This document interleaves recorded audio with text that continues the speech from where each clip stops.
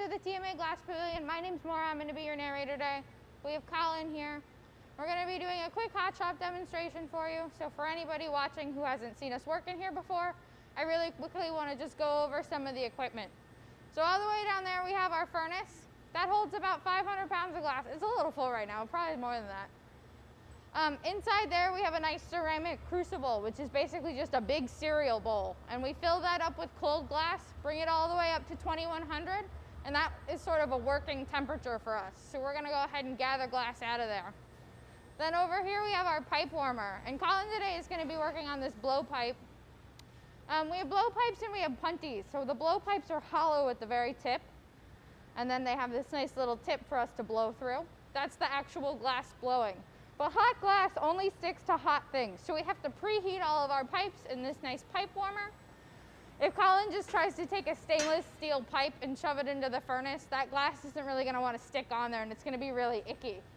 So we want to keep it as clean as possible, so we do a nice preheat. Then we have our reheating chamber.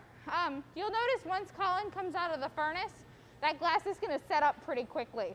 So he's going to go into our reheating chamber to get it back up to that 2100 degree temperature. Then we have our nice gaffer bench. This is just where Colin sits, and he has his tool deck right here. That's really all of the space we have for our tools, is that tiny little table. So all of the tools Colin's going to use today are going to be really diverse and have a lot of different purposes. The last thing we have down there is our Marver table. That's made out of stainless steel, so it's basically a big steel table. And that's going to allow Colin to sort of shape and cool the glass a little bit more selectively. So Colin's going to go ahead and take his first dip. You can see he blows through that little tube. That's what really allows him to know it's nice and hollow. Sometimes those pipes can get clogged, and when he tries to go and put in his bubble in there, if it's clogged, it's a huge pain in the butt. So Colin's going to take a nice gather. And you can see that glass is really molten. So if Colin ever stops turning, it'll start to fall a little bit. When it's hot like that, it'll fall pretty quickly. So Colin's really got to be on top of it. So he'll turn quite a bit. He's going to let that sit up. He's taking what we call a double dip. I think ice cream. So we'll let that set up a little bit, and then Colin will get another round on top. When we're working in here, we really have to work in layers. So if Colin goes and he tries to get enough glass to make his object all at once, he'll really have to turn really fast to be able to do that at like a superhuman speed. So Colin's got to let it set up a little bit, have a nice core, and then he can go back in and get some more glass. The glass doesn't really look clear right now, so we have a whole tank of colorless glass. But when it's this hot, it's going to naturally have that heat light from it. So it's going to glow that bright, bright orange. You'll notice as it starts to cool down a little bit, it'll set up a little bit. But once we add a little bit of color, that color will totally change. So Colin right now is going into a pan of what we call frit. And there's a couple different ways for us to apply color to the glass. Our whole tank is colorless, so that way all of the different artists that use this studio, glass studios are always a really shared space, can make whatever color work they want. If we were to just have white in that tank, everybody would make all white stuff. So colorless is one of the benefits of glass. So Colin's working with frit today, which is this little sandy stuff. And frit is basically just crushed up pieces of glass. So in different factories, they'll melt different tanks of glass. So glass color doesn't really work like paint color, right? We can't take red glass and blue glass and mix them together and get different pigments from different places. Everything is done chemically. So for Colin to make this white glass, Colin would have to throw a bunch of different metals into our colorless glass, and that'll physically change it into all being white glass. So everything is sort of chemistry, sort of sciencey, but also we're all really art people. So there's a lot of like messing around, and a lot of people will refer to it as alchemy. So Colin's got this nice white on there. Frit comes in a ton of different sizes. That white is really, really fine. So if Colin packs enough of that on there, it's gonna look like the entire object is white. But the other frit he has is a nice pink mix, and that's a little bit bigger. So that's going to allow us to sort of give it a painterly appearance. He's going into that nice pink now. We can also get one solid color from Color Bar. So if you look at objects in the collection, that appear to be one color all the way through. If they're made in a factory, they're likely made with one tank of glass, so we'll have like the most popular colors like the copper and the cobalt blue. You get a tank of colorless glass, you throw some copper in there, you throw some cobalt in there, and it turns the whole tank this really nice blue. It's a super simple color to make, and it's really, really pretty. So those types of objects will be made from a colored tank, or a color pot, as we would call it. But in this studio, we have maybe somewhere between like 20 and 30 artists working. So we can add different types of color bars separately. So we just put them in a kiln, we heat them up to 900, and that'll allow us to pick them up and work with them, just like it's any other type of glass. Colin's going for another dip in that pink. The nice thing about frit is Colin can take that really, really hot gather and just stick it right into the frit. And since those pieces are so small, they'll stick right to it. If Colin were to get maybe twice the size of this, he would have a little bit more problems picking them up. But since they're so small, they stick really, really easily. Color bar, you have to preheat and get ready and do all this extra stuff. This is really the fastest way for us to achieve color. And when we're working in here, some artists can melt their own glass color, but with the chemicals, it can be sort of dangerous and expensive. So for us, it allows us to sort of have some control over the different colors we have. So most people will buy their color from 3 different color makers, but you can really use layering. So one of the best parts about glass is its transparency. So we can get transparent colors and layer them over each other. And that's sort of a time we can work with glass color like paint, is we can take blue glass and red glass and layer them over each other. And since it has that optic quality, it'll just look purple all the way through. Colin's gonna melt that in. He still doesn't have any air in here, but he wants to do all of this color work because he's gonna go into what we call an optic mold. And an optic mold, oh, I have one. So an optic mold looks like this. Colin's is a little bit smaller, but I got this big one so that you guys can see it really well. It has these nice ridges in it. So we like to say that glass has a memory. So every time Colin touches it to a tool or on our marvering table, that glass is gonna remember that indent or that detail. So this is how we make simple objects like pumpkins or more complex objects, just to give it a little bit more texture. But if Colin were to already put a bubble in this before he goes into that optic mold, he's going to be doing some pretty heavy manipulation of the color. So once our bubble's in there, we really want to treat it nice and gently. I know we're thinking that this is glass, so you think of it as a really hard and tough material. But when it's this hot and this molten, you really have to be gentle with it. Otherwise, you can really easily sort of push things off center. Colin's giving that a good shape. Are you going in again? So now he's going to go back in the mold and twist the other way. So we twisted it up onto our marver. We can do that by just turning in one direction, and that glass will physically wind up a little bit. And it still has those ridges in there just because of that heat memory. It's always going to stay with those nice little bumps. Colin could melt those out, but he has to get this glass pretty hot to do that. So he's going to go back into our optic mold. And it's got those nice ridges the opposite way. So he'll twist it up onto our marver, and then we can put some air in it.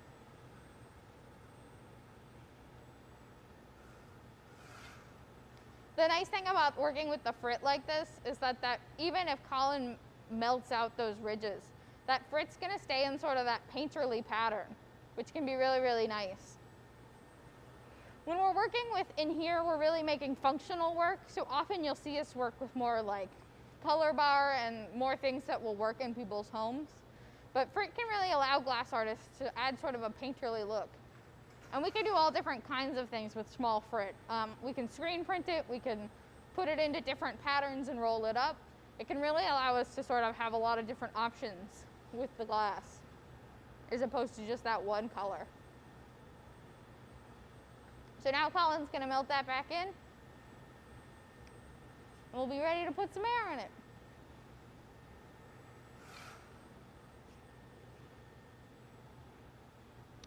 When Colin's marvering, you'll notice he really is focusing on that tip.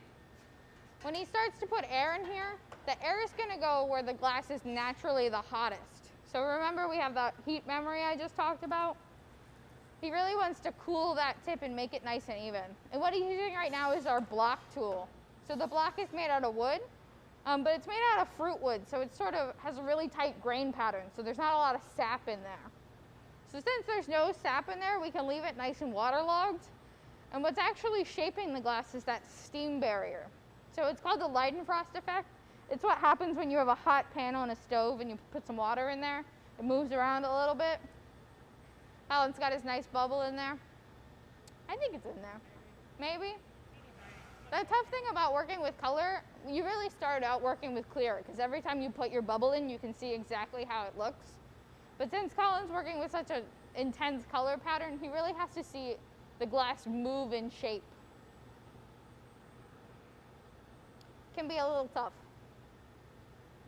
I'm going to try and compact it. Okay. Are you taking another dip on this? Okay. Right now, Colin has enough glass to maybe make like a smaller vase, but he's going to take one more dip on top. He wants to make sure that bubble in there is large enough that when we go back into the furnace, the heat won't cause it to collapse. So the tough part about working with color is when you first start, you really can't tell how hot it is, because all of the metal that's in that glass is going to glow really, really brightly. So Colin's going to make sure his bubble is nice. And then he's going to let that glass set up and we can go back into the furnace. If Colin lets all this color fall back into the furnace, that metal is probably enough to tint the entire furnace a little bit pink or purple. And then everybody's making pink stuff until we clean out that tank. So it's really important for us in here to think about all of the other people using the studio space. Glassblowing is very much a team sport.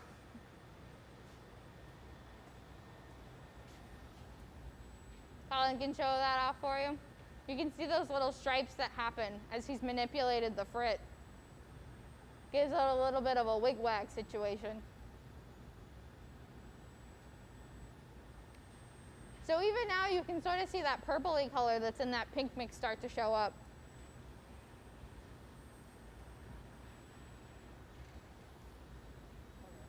Ready? No bubs. No bubs. Oh, I should have raked it. Good? Yep. Nice.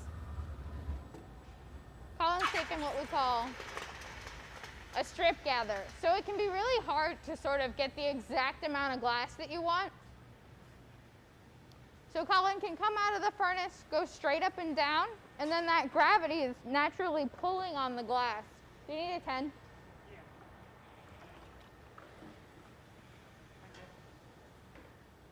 And he's going to go back in and block that up. So right now we're really working in layers. So Colin has that external layer of that really, really fresh glass. And now that's really malleable and movable. So he's going to try to push a lot of that glass onto the end, since that's where we want most of our weight to be. Right now when we're setting up our bubble, you'll notice Colin is really focusing on bottom weighting the piece. And when we're working in here, we're really making functional objects. So that means, what's up? I got a real small bubble, so I got to recap it. Okay, that sounds good. So what that means is we really have to think about how this object is going to sit on a table or a shelf. Really one of the hardest parts of working in here is we can't really touch our object, and we can't set it on this table and see how it sits. We have to slowly anneal it down and cool it down, and we'll look at that in a minute, but we really have to think about how this object is going to work before we make it. Colin's putting a little more air in there.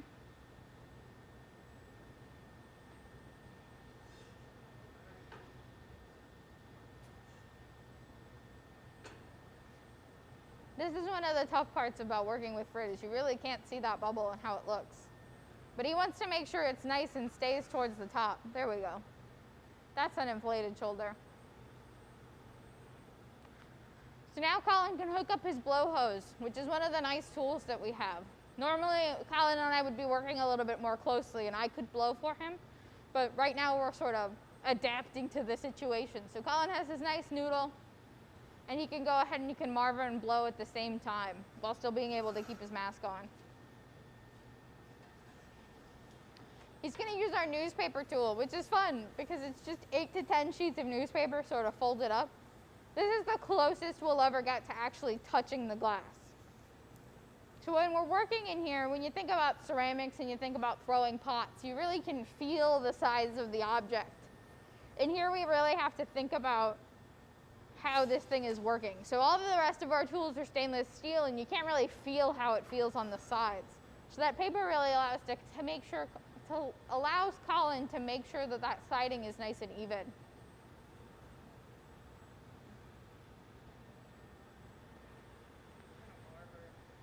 Okay. So now Colin's going to go over to our marmoring table. He might use the mini one. I'm not sure. And he's going to really reinforce that bottom weight. This marmer allows us to shape the glass, but what it's really doing right now is putting in that memory. It's saying, I want you to cool down at the bottom, so that way the glass, when the air goes in, doesn't inflate down there. And you can see the tip of that thing is the first thing that goes in the reheating chamber and the last thing that comes out. So it naturally wants to heat up the most.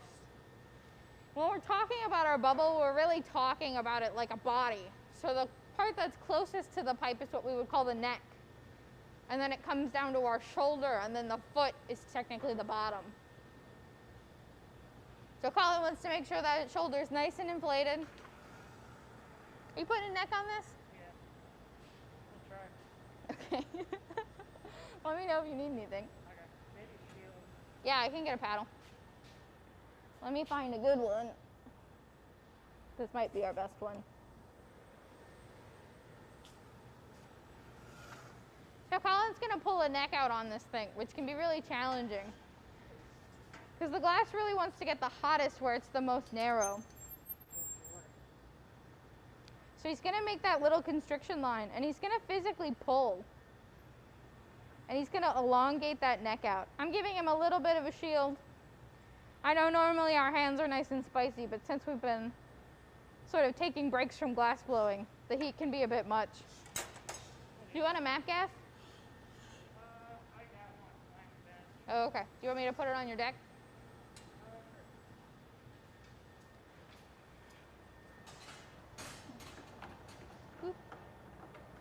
Colin's going to get a little bit more heat, but this is where it gets a little bit tricky. Since where we put that constriction point in is sort of the most narrow part of the glass, that's where it's going to want to heat up the most. So Colin's going to have to do a little bit more work turning.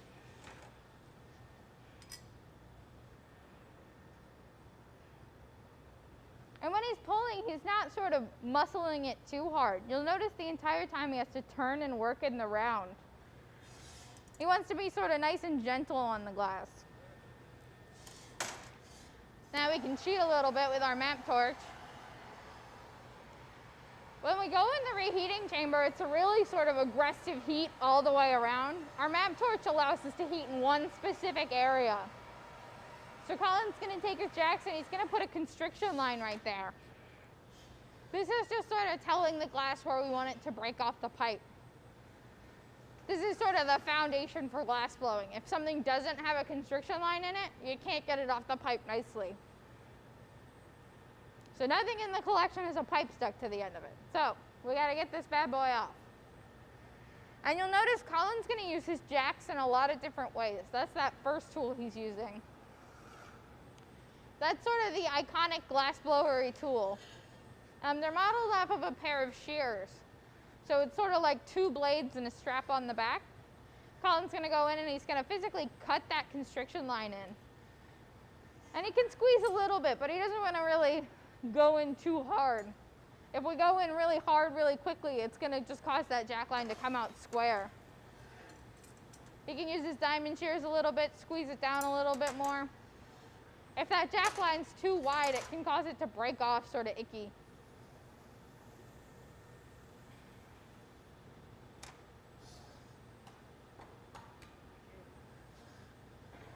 No problem. Now Colin's got that nice neck in there. We can start to work on the bottom. And when working in here, we're really working from the top down. So once we have that constriction line in, we can really start to work on the body of the bubble. So what Colin's doing now is he's just spot heating that bulbous part. So if it gets that jack line too hot, it's going to be all kinds of floppy, and it's going to be way more work to turn. Colin is taking what we call flashes, which are just sort of maintenance heats.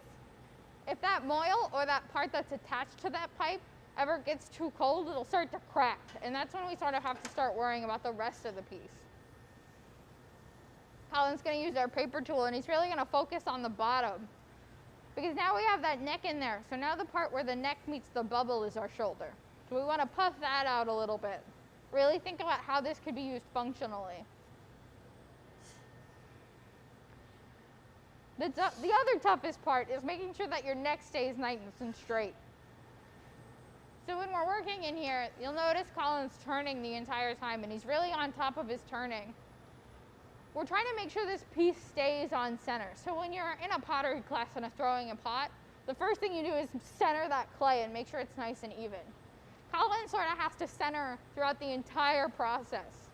So since that neck can get a little too hot, it can be really easy to throw it off center and have it look a little bit wonky. Colin's using a little bit of gravity here. Since Colin has that nice weight on the bottom, it's going to cause that glass to pull along the sides and make them sort of a little bit thinner and a little bit more even.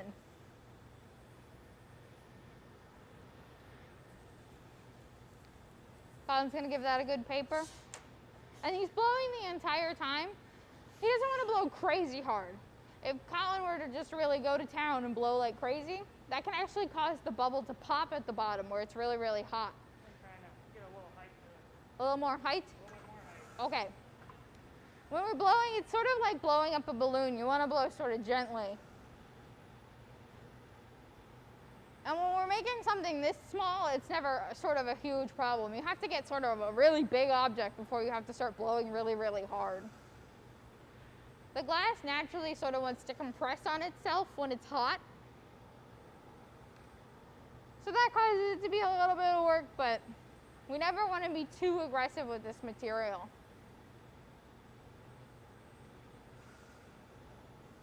Colin's really trying to get some length on there, so he's got to get it pretty warm. He can shake it a little bit. If he wasn't connected to the noodle, he could really spin it around. But when you try to do that with the blow hose, you just get tangled. We'll do it. He's doing it. This is using a principle called centrifugal force. So it's sort of the same word as centrifuge. It spins and actually elongates that glass out. That's what we're working with the entire time that we're turning. This seems a bit dramatic, but it can really help. You can see how much longer that object got. Colin will hook his noodle back up. And now he's really going to just focus on heating that bottom. We can change the shape of that bubble a little bit, but if Colin were to sort of want to make a squat bottle, he would have had to do a little bit more of that setup earlier on.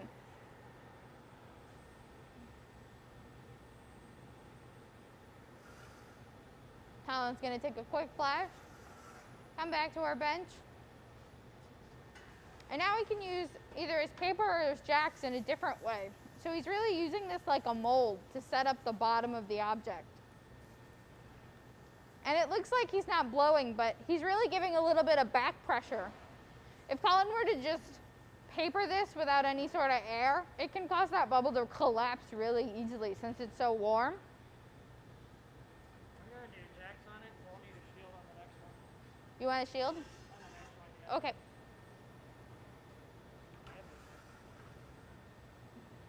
Heavy? Yeah. You sort of had a big start. Yeah. How many pounds of glass do you think that is, Colin? 20 pounds? Yeah. The tough thing about working on the end of a pipe is that while that object may be 2 or 3 pounds, it feels like a lot more when it's sitting on there. So you'll notice Colin's not wearing gloves, and that's so he really has control over that pipe. He wants to spread his hands as far apart as he can. So that way he has a lot of control. I'm giving him a quick shield. You would be very surprised at how sensitive your forearm skin is. Great. We'll put it on the next one. Okay. can really use those jacks like a mold and give them really crisp edges.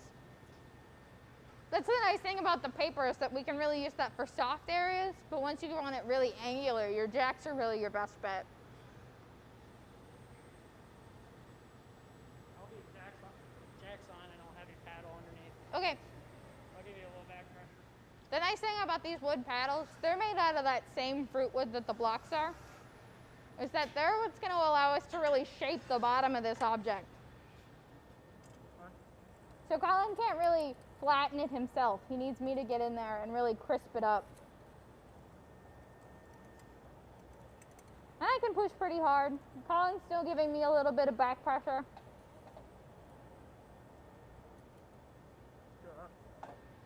The bottom of the object is a lot more important than you think it is. So when you have something like a wine bottle and you flip it over, it has that nice ring on the bottom. Colin gives it a little bit of an indent because he wants to make sure it makes really nice contact with the table. You ready? So now we gotta flip this thing around and work on the top. So I'm gonna make Colin something called a punty. And a punty is sort of the Italian word for bridge or point. So it's gonna be a little bit of contact that we can put on the bottom so we can start working on the top of our vessel.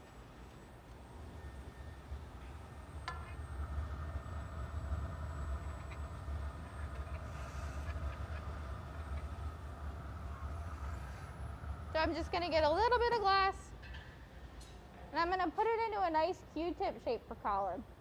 This is important because if I make Colin sort of an unfortunately shaped punty, the object can really easily fall off onto our ground.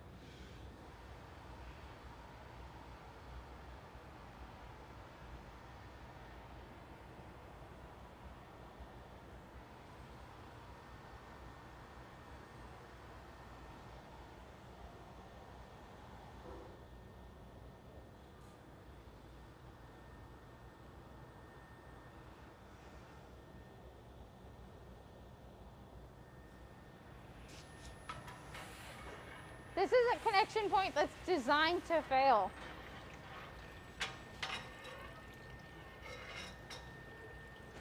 So I'm going to give it a quick heat. You need to take another flash? One more quick one. Okay. Okay. You got enough room?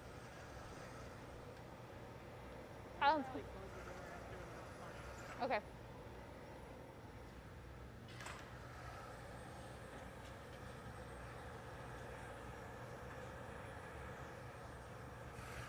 So Colin, he can stick fuse onto the bottom of the bottle.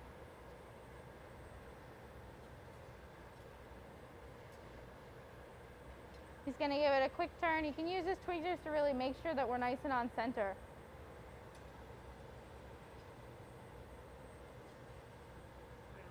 I can take that. Yeah. We're going to use a little bit of water.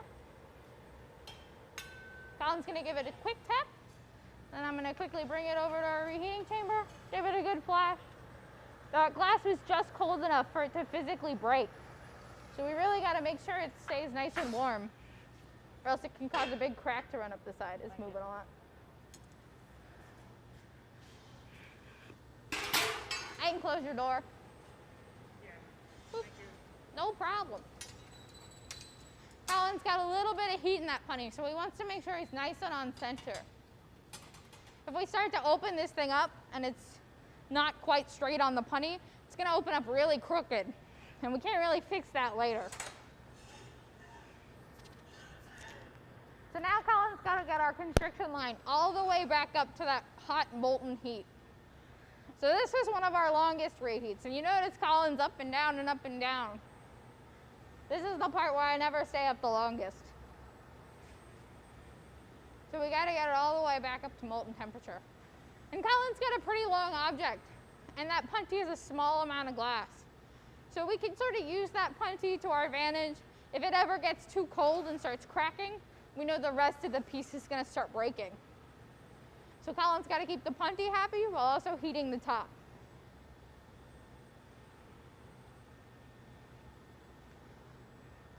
You could, in theory, just break glass objects off at the constriction line, and a lot of cups that you have that are made commercially will really use that. But then you have to cut off that jagged edge later. So Colin's going to go ahead and he's going to finish this off nicely.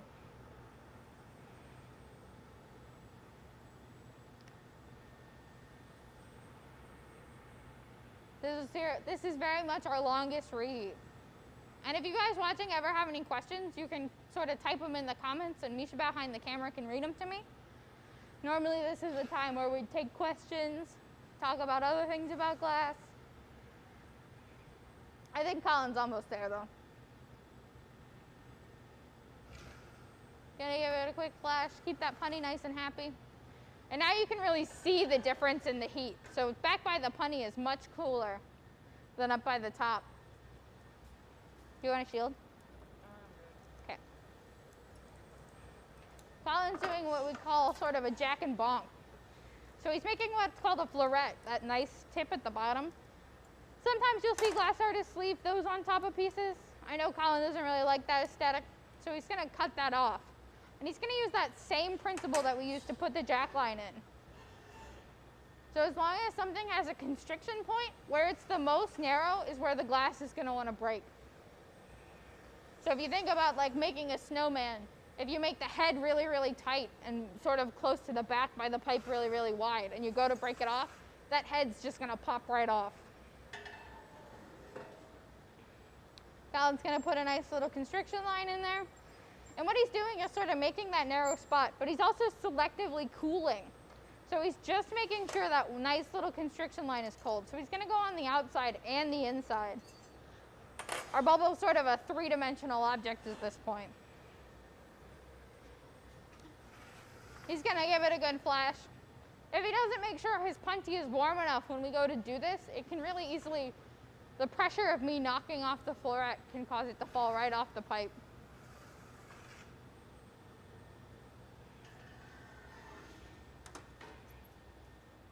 Colin's gonna selectively cool right there. He's gonna go on the inside now. Ready? He's gonna give it a munch, munch, munch. And I'm gonna go ahead and give it a tap. And I'm not like hulking it, but I also wanna make sure I'm giving enough pressure for that to physically break off.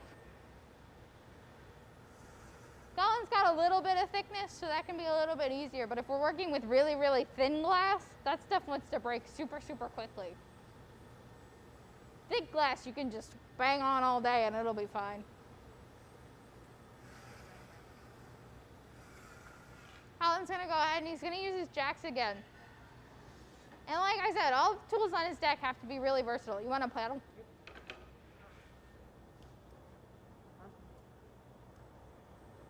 So he's gonna use his jacks sort of like the opposite way of the constriction line, and he's gonna use it to open the bottle up. The cool thing about using frit on vases is you can actually see where he's physically pulled that neck out. I think I might T-top T-top it. it. I'm gonna build some heat up. Okay.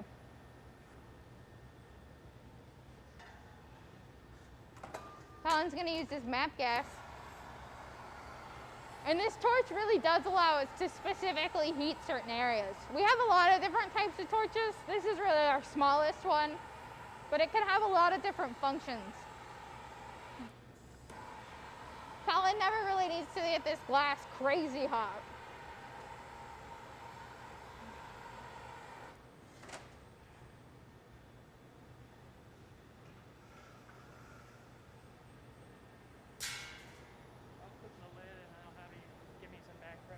Okay.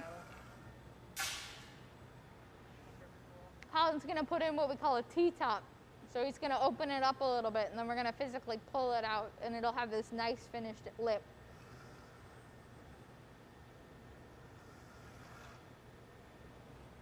So that's why he's got that nice heat at the very top. He'll open it up with his jacks a little bit. And when he's doing that, he's really just changing the angle. Come on.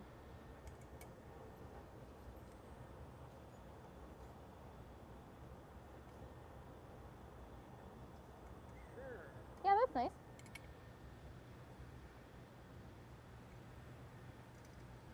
Colin can really use his jacks in a myriad of different ways just by changing the angle. It allows him to have a lot of different control.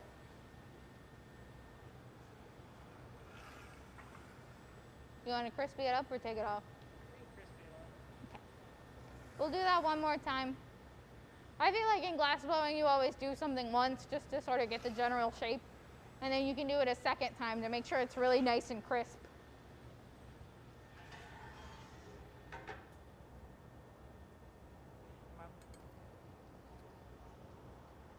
And now that this glass is pretty set up, I can sort of give a lot of pressure on here.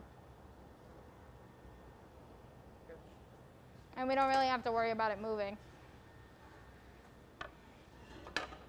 You happy?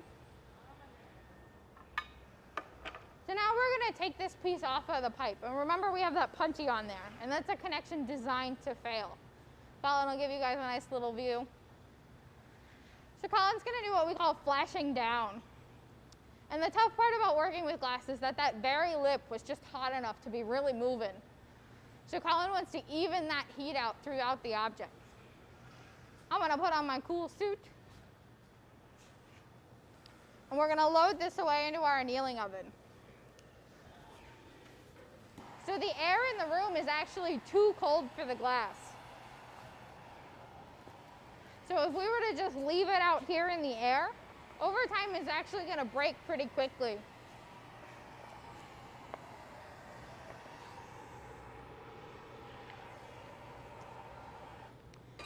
So Colin's going to give a little bit of heat to that punty.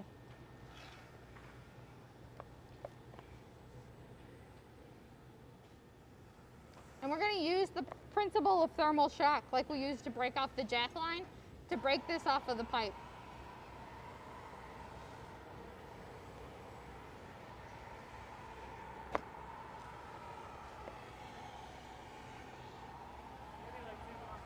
Two more? Okay.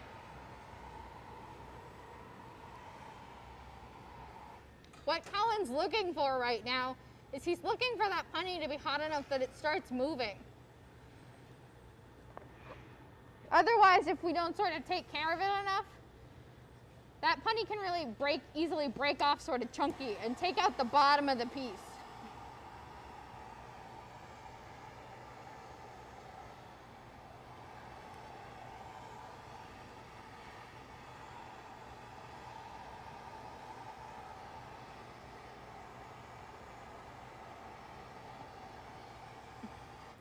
Do you want to take it off down there or over here? Okay. Boop, boop, boop. Colin's going to come over. He's going to give one more flash. Make sure we got a nice safe heat. Then he's going to come over to our knockoff table. This is nice because we can sort of knock the piece off and then we'll torch that punty mark off. You might have to support it on it. Okay. He's going to use a couple drops of water and he's going to take it all the way up to where the punty meets the bottom of the object.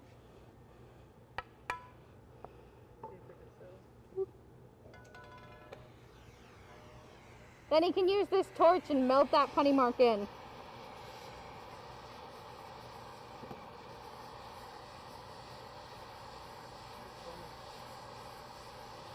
That one was nice. You can use our little brass stamp. Boop. And we'll load it away in our annealing oven.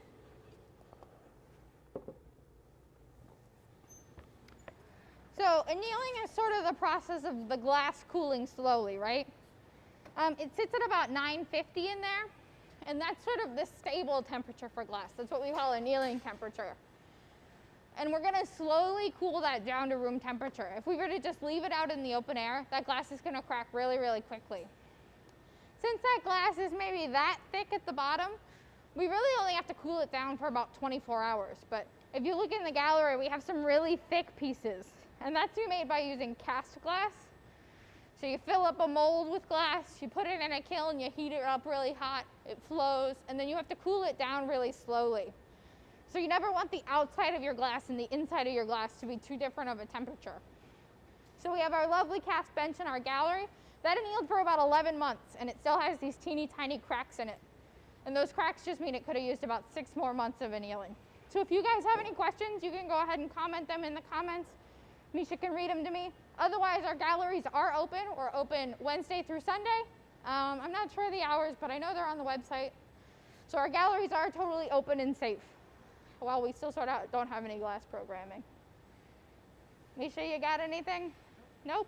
Great. Thank you guys so much for watching, and we'll be back next Sunday, Wednesday, Friday? Wednesday, Friday, Sunday. Great.